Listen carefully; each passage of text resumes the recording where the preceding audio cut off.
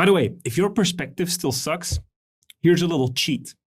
What you do when you have a character, you just design it in a side profile. So what you do, like this character is a perfect example of that.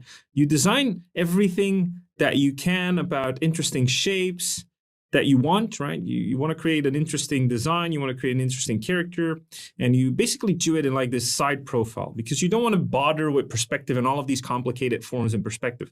So what you do is you do that, you create it interesting in this side profile, literally.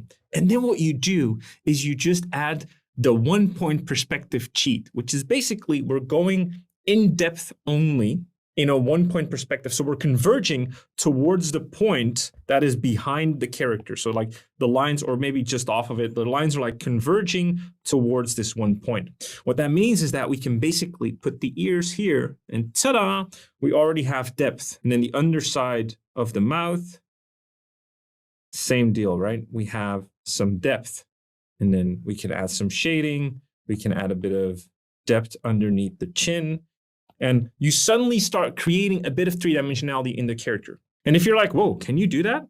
Absolutely. I do it all the time. If you want to get some quick depth into your characters, that's the way to do it. And you can focus on the design itself, and you don't have to worry about perspective that much.